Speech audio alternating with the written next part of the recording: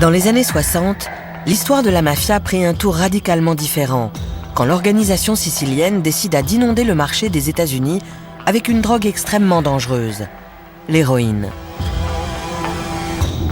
Grâce à elle, la mafia devint une organisation internationale, engrangeant des sommes véritablement colossales. Mais ce qui fit sa richesse fut aussi le germe de sa destruction. Dans les rues s'affrontèrent une nouvelle génération de mafiosi impitoyables et de policiers désormais prêts à tous les risques pour infiltrer la mafia.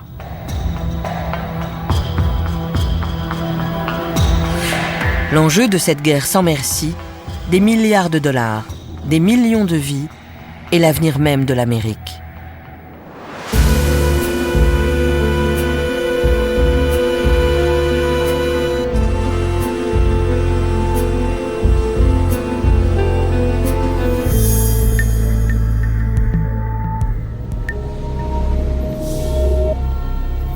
À la fin des années 60, la toxicomanie est en hausse dans les villes américaines et le taux de criminalité augmente. Le gouvernement se voit obligé de prendre des mesures. En 1971, le président Nixon déclare la guerre à la drogue. Un an plus tard, les forces de police remportent une bataille décisive en démantelant la French Connection, un réseau de trafiquants basé à Marseille. Les laboratoires français fournissaient de telles quantités au marché américain que leur disparition provoque une véritable pénurie dans les rues. Personne ne se doute que ce succès va provoquer un désastre. Cette offensive contre la French Connection va indirectement laisser la voie libre à une organisation bien plus dangereuse, la mafia sicilienne. Dans les années qui suivent, celle-ci va s'emparer du marché et nouer des liens avec un des mafiosi les plus craints des États-Unis, Carmine Galante. En 1974, 2 ans après le démantèlement du réseau français, Carmine Galante sort de prison, prêt à submerger l'Amérique sous une nouvelle source d'approvisionnement en héroïne. Grâce à lui, la mafia devient une entreprise internationale de trafic de drogue. Membre de la famille Bonanno, Carmine Galante a un lourd passé de trafiquant de drogue et une réputation de gangster dur et cruel. Un incident survenu à la prison de Lewisburg, où il purgeait une peine pour trafic de drogue, illustre bien sa personnalité. Ça s'est passé le jour du téléphone, quand les détenus faisaient la queue pour passer leur coup de fil. Il se trouvait dans une section regroupant les pires criminels noirs qu'on puisse imaginer, assassins, gros bras, etc. Il a remonté toute la queue et arraché le téléphone des mains d'un détenu noir en lui disant « Barre-toi de là ». Ils étaient 200 autour de lui. Pas un seul n'a osé moufter. Lorsque Galante sort de prison, la famille Bonanno est en pleine crise. Ses chefs sont en exil ou en prison. Sans personne pour s'opposer à lui, Carmine Galante devient le chef du clan Bonanno. Sa priorité est de mettre sur pied un réseau de trafic d'héroïne. En 5 ans à peine, il transforme le visage de la mafia américaine. Avec lui, elle entre dans une ère de bénéfices et de violence sans précédent. Désormais, il est dans la position idéale pour monter un réseau de trafic d'héroïne encore plus important que la French Connection. Il est le chef de la famille Bonanno et parallèlement, le trafic s'est implanté en Sicile, où il a ses racines.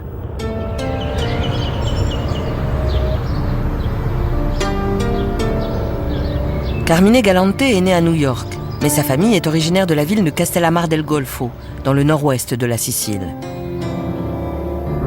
Les Siciliens ont commencé à émigrer en Amérique il y a un siècle, mais beaucoup de leurs descendants ont gardé des liens très forts avec leur pays d'origine. Galante ne fait pas exception. Il compte exploiter ses relations avec la mafia sicilienne pour prendre le monopole du marché américain de l'héroïne. C'est le début d'une ère nouvelle dans l'histoire de la mafia.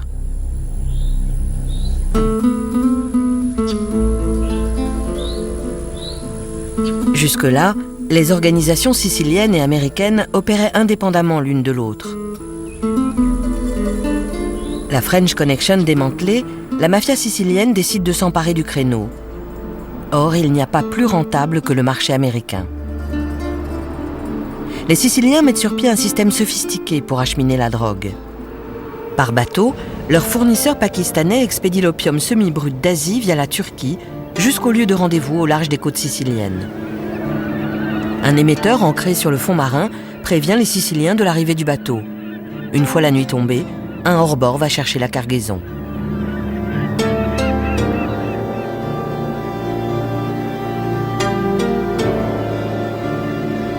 L'opium base est transformé en héroïne dans les laboratoires clandestins dans l'ouest de l'île. Des 3 chefs siciliens qui dirigent ce commerce en pleine expansion, l'un d'eux est nettement plus ambitieux, cupide et dangereux que les 2 autres. Toto Riina. Cet homme a l'intention de remanier la mafia sicilienne, tout comme Carmine Galante a remanié la mafia américaine. Cosa Nostra a toujours affirmé respecter le code d'honneur, n'assassinant que par nécessité et évitant de tuer des innocents, des femmes et des enfants. Mais Riina méprise ces règles cardinales. Toto Riina a toujours été un homme bruyant, parlant très fort. Il était extrêmement violent. Il a fondé son empire sur la terreur, n'hésitant pas à tuer.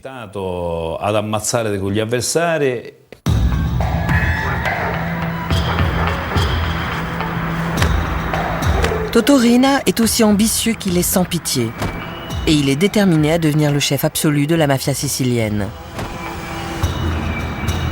Pour y parvenir, il va commettre de telles atrocités qu'il sera très vite surnommé la Bête.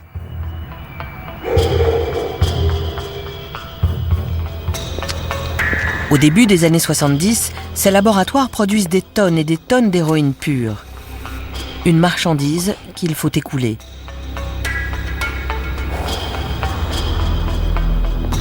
De l'autre côté de l'Atlantique, Carmine Galante et la mafia américaine ont compris que la revente de l'héroïne sicilienne pourrait rapporter des sommes astronomiques.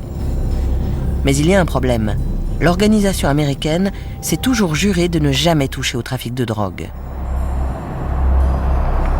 La mafia de Chicago, baptisée l'Outfit, est une des opposantes les plus virulentes au trafic de stupéfiants. On savait que si on trempait là-dedans, c'était un sale business. C'était comme donner de la drogue à ses propres enfants. Donc c'était tabou. Et si on trempait là-dedans, on se faisait descendre à coup sûr.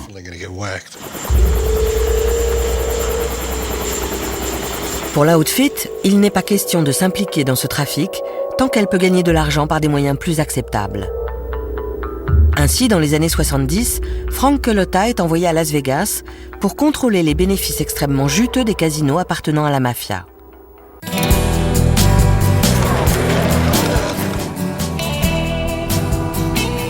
Les casinos valent à Culotta et ses hommes un respect que la drogue n'aurait jamais pu leur apporter.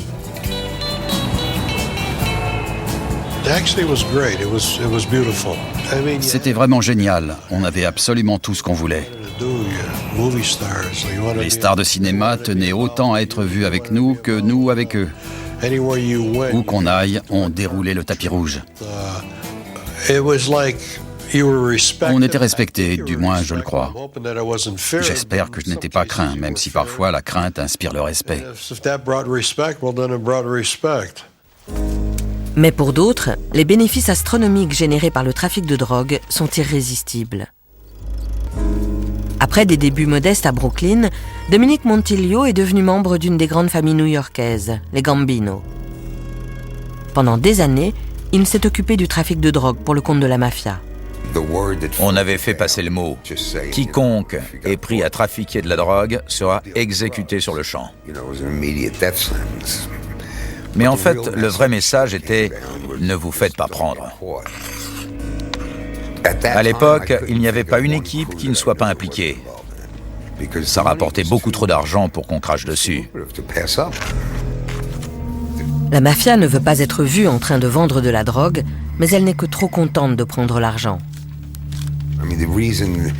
Ce n'était pas pour des questions de morale qu'ils refusaient qu'on touche à la drogue. Mais tout simplement parce que ça aurait attiré l'attention de la police sur la famille. Au-delà de ça, c'est un commerce qui peut rapporter des sommes absolument phénoménales. Les familles new-yorkaises savent qu'elles risquent d'éveiller les soupçons des autorités, mais elles sont prêtes à tenter le coup. En secret, la mafia américaine se lance donc dans le trafic d'héroïne et ne tarde pas à gagner tellement d'argent qu'elle ne sait plus quoi en faire. Force est de constater qu'aux États-Unis, l'héroïne est de nouveau en plein essor. Avec l'arrivée massive d'héroïne sicilienne sur le marché, les chiffres de la toxicomanie grimpent en flèche. À la fin de la Deuxième Guerre mondiale, le nombre d'héroïnomanes en Amérique était estimé à 20 000. Au milieu des années 70, ils sont plus d'un demi-million. Le FBI ignore peu ou prou comment de telles quantités de drogue sont introduites dans le pays et qui les importe. Mais cela va changer. Dans les années 50 et 60, les agents du FBI étaient principalement des hommes blancs. Désormais, le bureau a élargi ses critères de sélection et forme de jeunes agents ambitieux issus des mêmes communautés que les membres de la mafia et qui parlent le dialecte sicilien. L'un d'eux est Joe Pistone, plus connu sous le pseudonyme de Denis Brasco. Joe Pistone est un jeune agent du FBI d'origine sicilienne, dont la mission est d'infiltrer la mafia, ce qui n'a encore jamais été fait.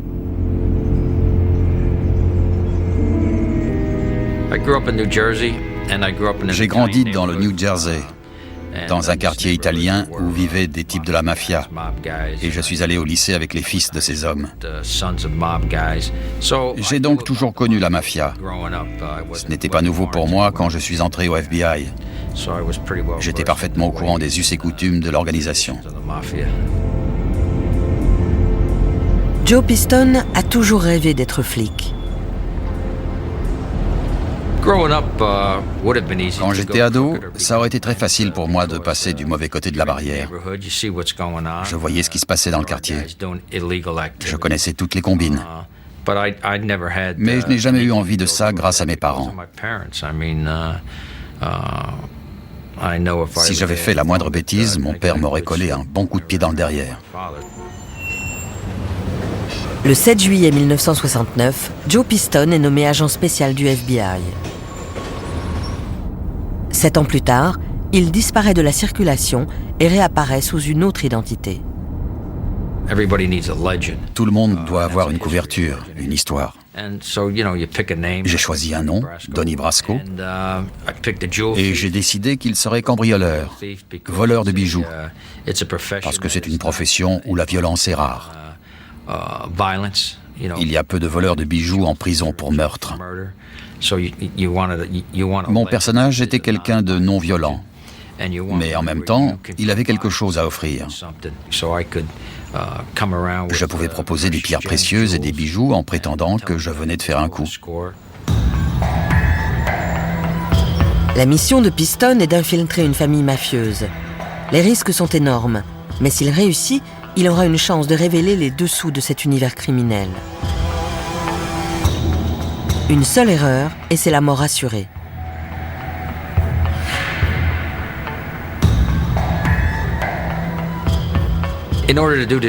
Pour faire ce boulot, il faut deux choses, des nerfs d'acier et une sacrée résistance mentale. Je ne suis pas quelqu'un qui transpire. En cas d'embrouille, je ne me mets pas à ruisseler, et personne ne peut dire si j'ai peur ou pas. Et puis, que voulez-vous faire? Le pire qui puisse arriver, c'est qu'on vous tue, c'est tout. Le FBI veut tout savoir du fonctionnement interne de la mafia. Sa première cible est Carmine Galante, le chef de la famille Bonanno. Grâce aux diamants appartenant au bureau et à ses propres origines siciliennes, Joe Pistone infiltre peu à peu la famille de Galante.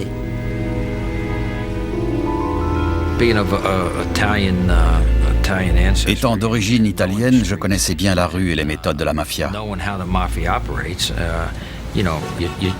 On ne parle que quand on vous adresse la parole. On s'occupe de ses oignons et on ne se mêle pas des conversations qui ne vous regardent pas. La mafia ne vous accueille pas à bras ouverts. Il faut attendre, être patient et faire son chemin.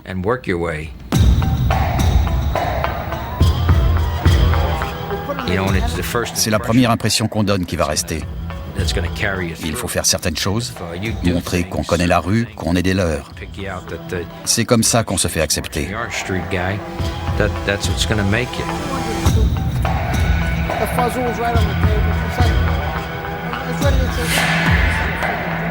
En mars 1977, Joe Piston commence à traîner sur le territoire des Bonanno et ne tarde pas à être remarqué par les soldats du clan.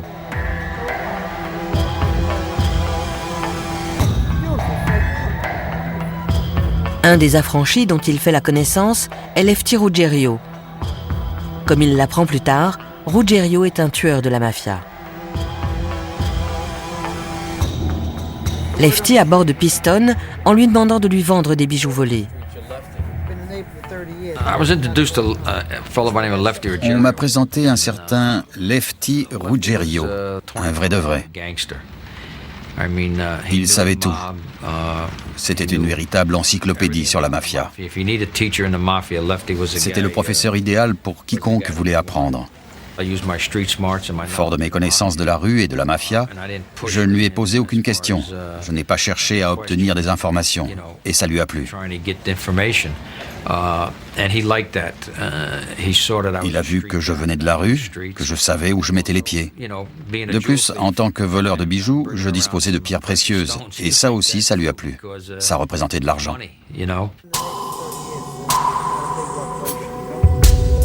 L'opération clandestine s'étire sur des mois, puis des années. Peu à peu, Joe Piston devient un visage familier pour la mafia. Mais le danger est toujours très réel. Ancien mafioso, Henry Hill connaît bien les risques que Piston a courus. Il pouvait être démasqué à n'importe quel moment. Il avait des couilles, croyez-moi. En même temps, il en a profité. Il est presque devenu un membre à part entière de l'organisation. Un soir, la couverture de Joe Piston est mise à rude épreuve. Il est conduit dans un bar fréquenté par la mafia et interrogé par 2 soldats. Je ne m'entendais pas avec ces gars-là. Question de personnalité. L'un d'eux m'a dit « On ne croit pas que tu sois celui que tu prétends, un cambrioleur, un voleur de bijoux. Alors, tu as intérêt à être convaincant parce que sinon, tu ne sortiras pas d'ici. » On a passé 5 ou 6 heures là-bas pendant que j'essayais de les persuader que j'étais bien Donnie Brasco. J'ai fini par leur donner le numéro d'un type à Miami censé se porter garant de moi, c'est-à-dire de Donnie Brasco. Un des types est sorti, il est revenu une demi-heure plus tard et il m'a dit « C'est bon, t'es OK ». Joe Piston est très convaincant, au point qu'il s'établit presque une relation père-fils entre Lefty Ruggerio et lui. Il avait de l'affection pour moi, peut-être parce qu'il voyait en moi celui qu'il aurait aimé être, ou le fils qu'il aurait voulu avoir. Il m'a présenté à sa famille, à sa femme, et m'invitait souvent à dîner chez lui. C'est devenu plus qu'un simple rapport de gangster à gangster.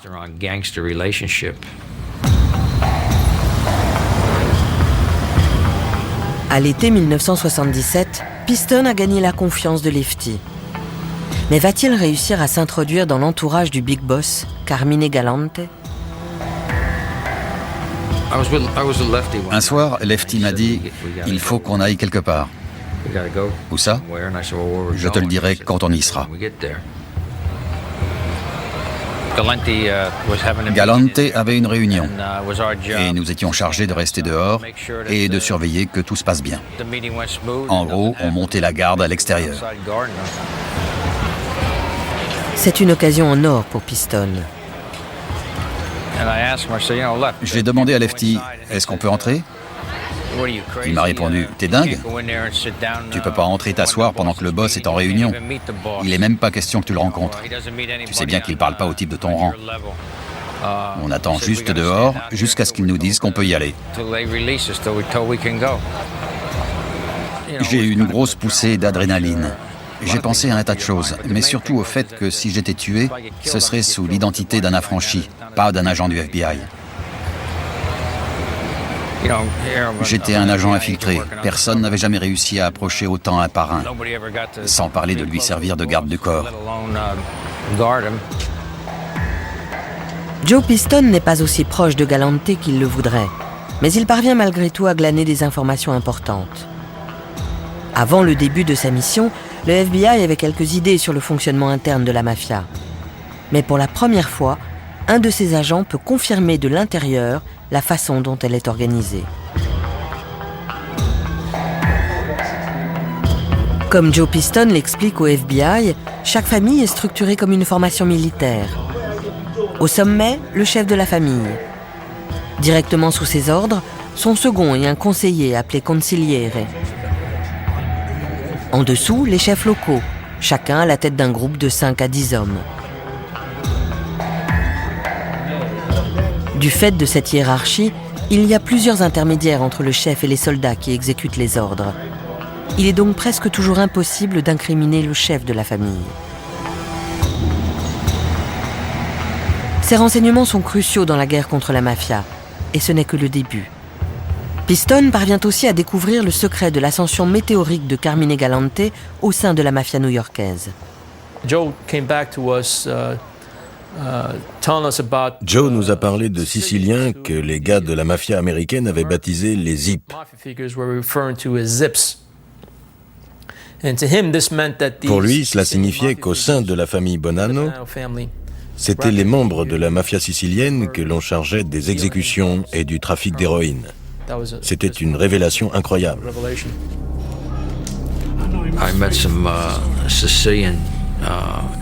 J'ai rencontré quelques Siciliens qui étaient membres de la mafia, mais qui avaient été initiés en Sicile.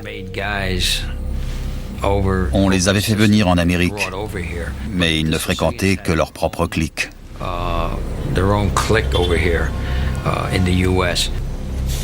Carmine Galante a importé sa garde rapprochée de mafiosi siciliens sans scrupules.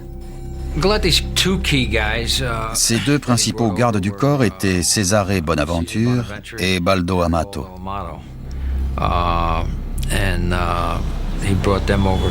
Il les avait fait venir de Sicile et il ne le quittait pas d'une semelle. Je pense qu'il avait fait appel à des Siciliens parce qu'il se sentait plus en sécurité avec eux.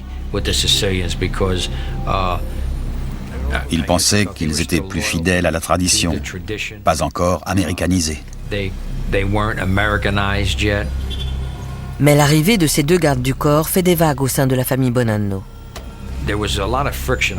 Il y avait des frictions entre les membres de la mafia américaine et les Siciliens, même s'ils étaient entrés dans la famille par des mariages. Pour Lefty, Sonny et les autres Américains, les Siciliens cherchaient à prendre le contrôle de la famille. C'est pour ça que les Américains se méfiaient d'eux et ne les aimaient pas. Les mafias américaines et siciliennes ne sont pas taillées sur le même modèle. Autrefois, les Siciliens respectaient certaines règles et traditions, mais c'est en train de changer.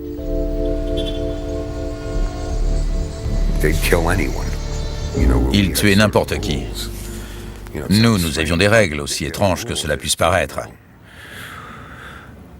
Par exemple, il fallait obtenir l'autorisation de faire un certain travail. On ne pouvait pas abattre un type sous les yeux de sa famille.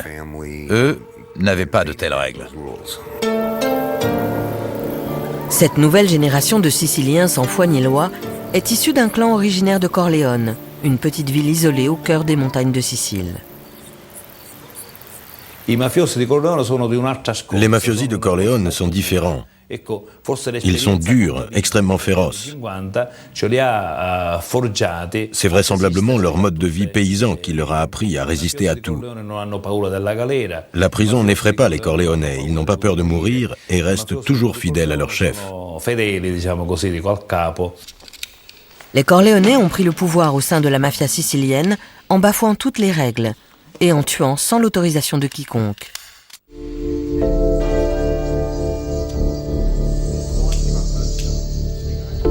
Dans la mafia américaine, l'obéissance au supérieur est profondément ancrée dans la tradition. En 1931, le parrain Lucky Luciano avait créé un organe baptisé la Commission, sorte de conseil d'administration de la mafia, où les chefs de chaque famille se réunissaient pour régler les différends et mettre au point leur stratégie. La commission fait régner la discipline dans les familles en guerre. Les règles édictées changent peu au fil des années.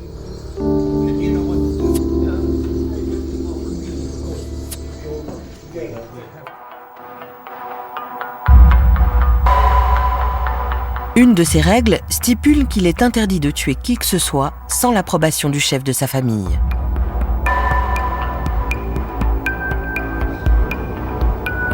À Las Vegas, Frank Cullotta manque d'en payer le prix lorsqu'il enfreint involontairement la règle à cause de son chef sans scrupules, Tony Spilotro. Je connaissais Tony depuis l'enfance. C'était un très bon ami. Comme je l'ai toujours dit, ce sont vos très bons amis qui vous font tuer. Le jour où il m'a donné l'ordre de buter un type, je lui ai demandé s'il avait eu le feu vert de la famille. Il m'a juré que oui. En fait, c'était complètement faux. Après coup, il a reçu un coup de fil d'un des chefs qui lui a demandé « À quoi vous jouez là-bas » Éliminer quelqu'un sans l'autorisation de Chicago revient à enfreindre la loi. Il n'y a qu'une punition, la mort. Tony Spilotro décide alors de faire porter le chapeau à Frank Cullotta. Il a menti. Il m'a fait porter le chapeau, sachant très bien que s'il avouait m'avoir donné cet ordre, il se prendrait une balle dans la tête. Il m'a donc accusé à sa place. C'était mon meilleur ami. On était cireurs de chaussures tous les deux quand on avait 12-13 ans. Il m'avait toujours dit « Le jour où je deviendrai un caïd, tu seras mon bras droit ». Il avait tenu parole. Pourtant, c'est lui qui m'a donné pour sauver sa peau et qui a failli me faire flinguer. Mais il ne faut pas longtemps avant que Tony Spilotro et son frère ne soient exécutés par la mafia. Vous n'êtes pas obligé de me croire, mais j'ai eu de la peine pour lui, parce qu'ils ont été battus à mort tous les deux. Pas une balle dans la tête, pas étranglés, pas poignardés, mais battus à mort à coups de poing et de batte de baseball. Chacun a vu l'autre mourir, et ça m'a fait de la peine. Les deux frères en même temps. J'avais grandi avec eux, et même s'il avait essayé de me tuer, j'étais mal. Pour les mafiosi américains, le respect des règles de la commission est une affaire de vie ou de mort. On ne peut jamais vraiment faire confiance à personne, même si on a grandi ensemble et qu'on est très proches. En général, c'est votre meilleur ami qui vous descend. Il y a de quoi s'inquiéter. Après tout, personne ne veut mourir. Alors il faut toujours être vigilant.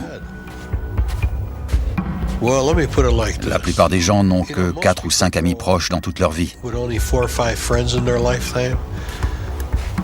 Un jour, j'ai fait une liste et j'en ai compté 56. Certains ont été tués par la police, mais la majorité d'entre eux, au moins 36, ont été abattus par l'Outfit, le syndicat.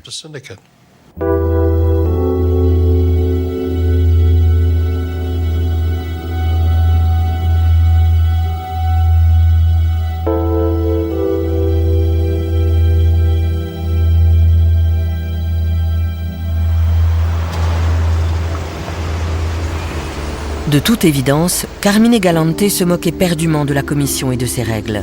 À ses yeux, la mafia américaine est trop molle, et ses liens avec les Siciliens le rendent invincible. Et ce n'est pas le seul avantage de ses relations avec le vieux continent. Au début, ça n'a dérangé personne. Puis, peu à peu, le reste de la mafia a commencé à s'inquiéter. À force de se demander pourquoi ils faisaient venir tous ces zips, ils ont fini par additionner 2 et 2. Les Siciliens dirigeaient le trafic d'héroïne. Il y avait un réseau sicilien. Mais la mafia américaine n'en voulait pas, entre autres parce qu'elle pressentait qu'elle ne pourrait pas contrôler les zips.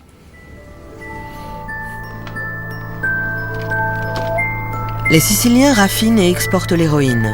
En les intégrant dans sa propre équipe, Galante s'est assuré une très grosse part du gâteau.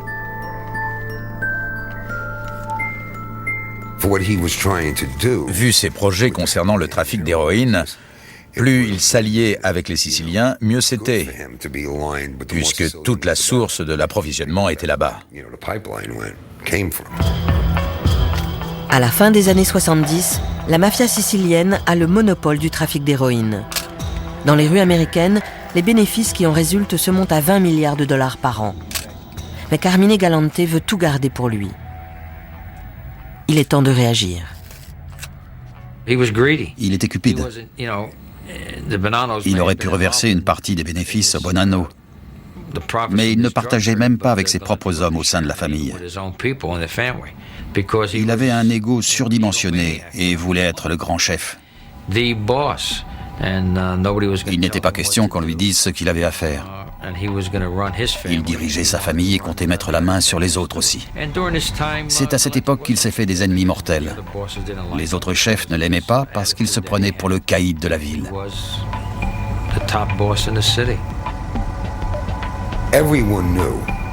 Dans la rue, tout le monde savait que la guerre menaçait de plus en plus. Que si on ne l'arrêtait pas, son plan allait déclencher une guerre générale entre les familles.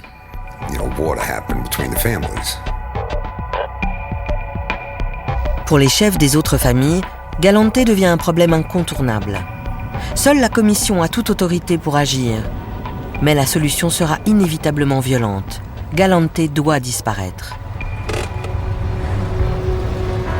Le 12 juillet 1979, Carmine Galante décide d'aller déjeuner au restaurant chez Joe & Marie sur Knickerbocker Avenue à Brooklyn. C'est un de ses endroits favoris. Le propriétaire est son cousin, il s'y sent en sécurité, d'autant qu'il est accompagné par ses 2 fidèles gardes du corps siciliens.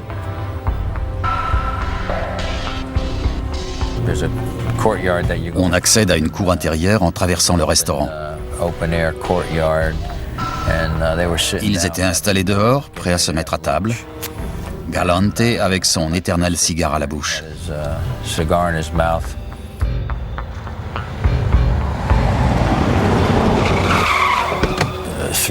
3 types ont jailli d'une voiture devant le restaurant, se sont précipités à l'intérieur et ont commencé à tirer.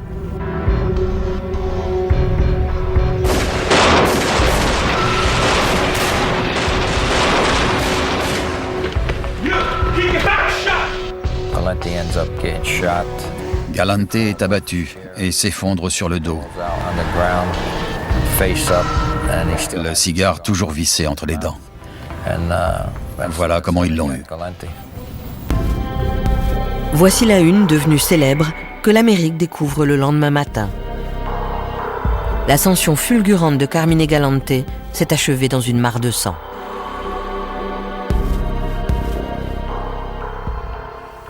Carmine Galante a été exécuté aujourd'hui alors qu'il déjeunait dans un restaurant de Brooklyn. Un règlement de compte qui fait tomber l'homme le plus important du crime organisé dans ce pays. Leur mission accomplie, les tueurs s'enfuient. Mais par une incroyable coïncidence, l'un d'eux se rend tout droit dans un club, alors surveillé par la police. Ces images le montrent en train de faire son rapport aux membres de la commission.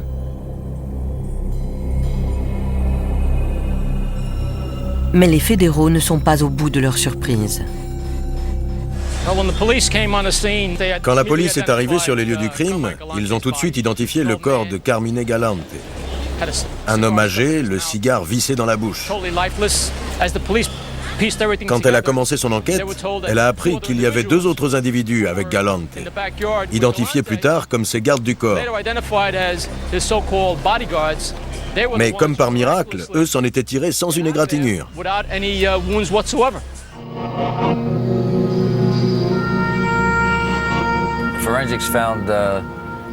Les légistes ont extrait des balles de 5 calibres différents du corps de Galante. Or, les tueurs n'étaient que 3, ce qui nous a donné à penser que les 2 autres tireurs ne pouvaient être que Bonaventure et Amato. Autrement dit, les 2 gardes du corps que Galante avait fait venir de Sicile. À partir des indices retrouvés sur les lieux du crime, la police en a déduit que Bonaventure et Amato n'étaient pas là pour protéger Galante, mais pour s'assurer que son assassinat se déroulait comme prévu. Au bout du compte, il a été trahi par ses propres hommes, ceux-là même qui étaient censés le protéger. Ce sont eux qui ont aidé ces assassins. Les Siciliens se sont finalement retournés contre Galante. De toute évidence, sa cupidité n'a pas contrarié que les membres de la commission. Les Siciliens arrivés en Amérique dans les années 60 et 70, qui participaient au trafic d'héroïne expédié de Sicile, voulaient le contrôle de toutes les opérations. Le message était très clair, c'est nous qui l'importons, on est impliqué dans le réseau de distribution, alors on veut une plus grosse part des bénéfices. Pour cette nouvelle génération de Siciliens, c'était comme ça que ça devait marcher, alors que Galante gardait la majeure partie du gâteau pour lui. L'assassinat de Galante renforce les soupçons du FBI. La décision d'éliminer un parrain signifie que les choses sont en train de bouger. 2 jeunes agents, Charlie Rooney et Carmine Russo, sont chargés de surveiller le clan Bonanno. C'est le secteur où mon partenaire Charlie Rooney et moi avons passé de nombreuses heures de planque. Les renseignements que l'on cherchait ne pouvaient se trouver que dans la rue. Il fallait donc qu'on soit les yeux et les oreilles du FBI dans la rue et qu'on essaye de découvrir l'identité et les plans de ces Siciliens. Un des membres du clan qui attire leur attention est Sal Catalano, propriétaire d'une boulangerie italienne dans le Queens. À force de recoupement, le FBI finit par comprendre que Catalano est un personnage clé du trafic d'héroïne. Sans arrêt, des paquets suspects, probablement de l'héroïne ou de l'argent, changent de main. Le bureau décide alors d'attendre dans l'espoir de faire tomber toute l'organisation.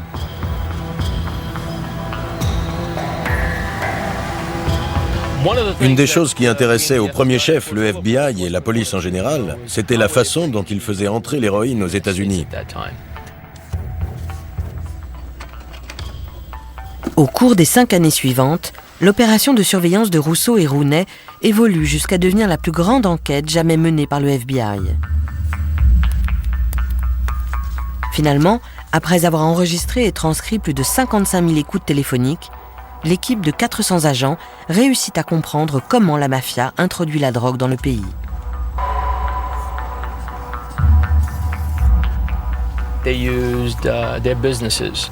Ils utilisaient leurs entreprises comme couverture. Magasins de meubles, sociétés de construction, marbreries, etc. Et plus particulièrement leur pizzeria. Ils importaient des tomates pour la sauce.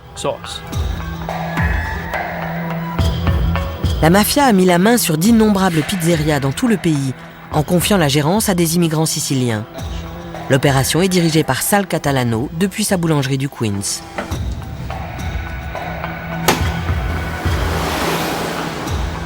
Voici quelques-uns des restaurants alors impliqués dans le procès de la Pizza Connection, qui servait de couverture pour la distribution d'héroïne dans le pays.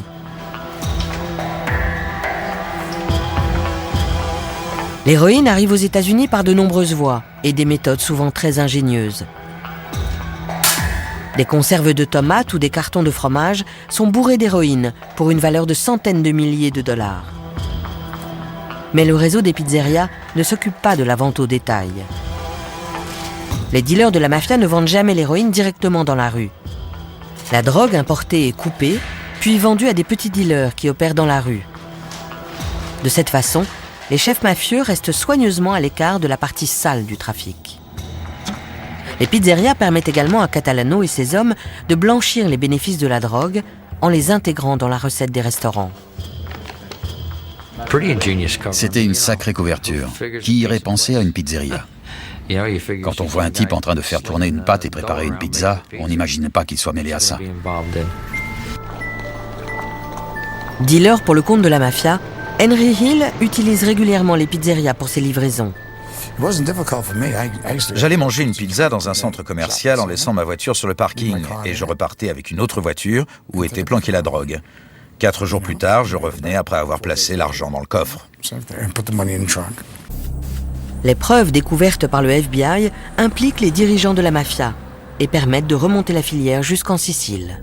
Salvatore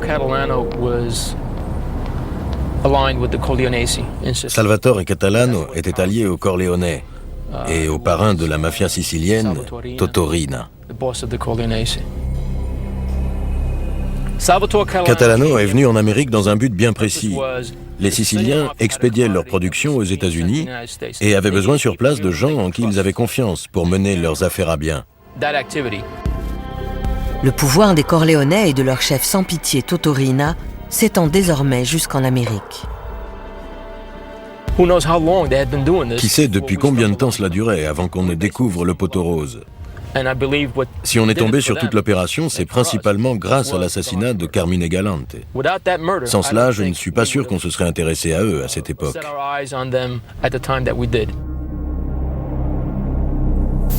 Pendant ce temps, l'agent spécial Joe Piston n'a pas résolu son problème. Comment sortir vivant de son opération clandestine au sein de la mafia?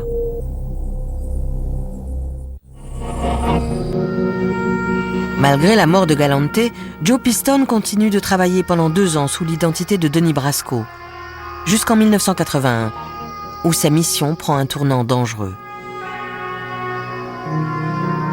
Le chef du groupe de Piston, Sonny Black, est un dur à cuire.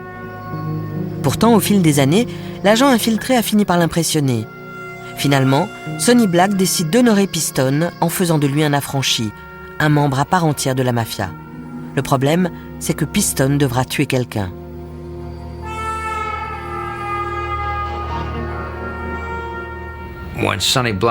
Sonny Black m'a donné un contrat. On ne refuse pas d'exécuter un contrat, sinon on se fait descendre soi-même. Ça fait partie des devoirs d'un mafioso. On ne tue pas pour de l'argent, mais parce qu'on est membre d'un groupe. J'ai donc accepté le contrat. Coup de bol, le type que je devais descendre était en cavale parce qu'il savait qu'il allait se faire buter. Je l'ai quand même poursuivi jusqu'en Floride avant de remonter à New York. Mais je ne l'ai pas trouvé parce qu'il se planquait. Par un étrange coup du sort, Piston est chargé d'abattre un des assassins de Carmine Galante.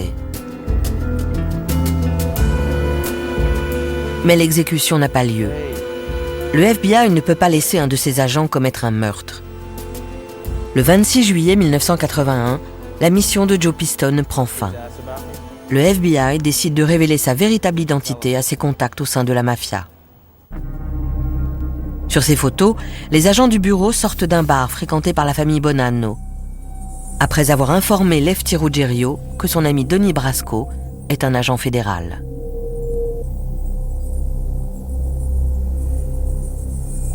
Pour le groupe mafieux, les conséquences de cette nouvelle sont fatales. Sur cette photo, on voit Sonny Black en discuter avec des membres de son équipe. Quelques jours plus tard, il disparaît. L'année suivante, son corps est rejeté par la mer sur Staten Island.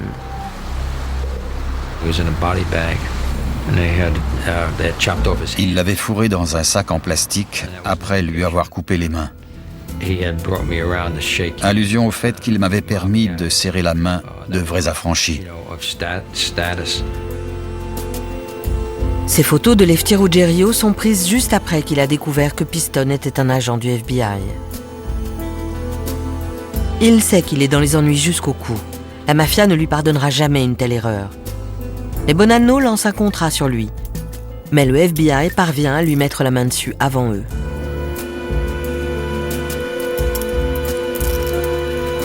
À la suite du témoignage de son ancien ami Joe Piston, Lefty Ruggerio est condamné à 20 ans de prison. Il meurt d'un cancer en novembre 1995.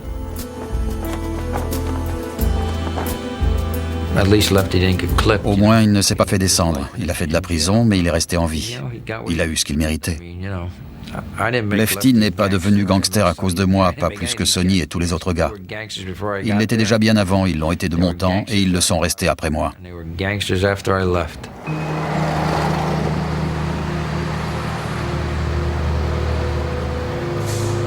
Joe Piston a réussi à survivre sous une fausse identité pendant 6 ans. C'est long, surtout pour un agent infiltré au milieu de types parfaitement capables de le tuer, le démembrer et larguer les morceaux n'importe où. C'est difficile d'amener ces types à vous faire confiance à ce point. À ma connaissance, il n'y a jamais eu d'autre agent du FBI qui ait failli être initié. Ils étaient prêts à la franchir.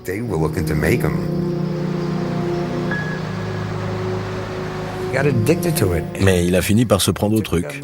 Ça a pris des années au gouvernement avant d'arriver à faire sauter un grand nombre de mafiosi. Et ça l'a presque détruit. Dans sa tête, il était à la fois un affranchi et un agent du FBI. À la fin de l'opération, Joe Piston passe les 5 années suivantes à témoigner contre ses anciens copains de la mafia. Puis en 1986, il quitte le FBI pour écrire son histoire. Mais son existence ne sera plus jamais la même. Aujourd'hui encore, il vit sous une identité d'emprunt pour des raisons de sécurité.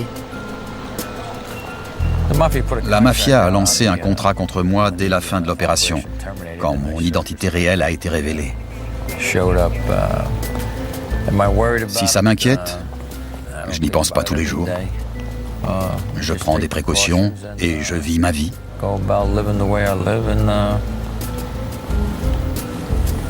Il arrivera ce qui doit arriver, que le meilleur gagne.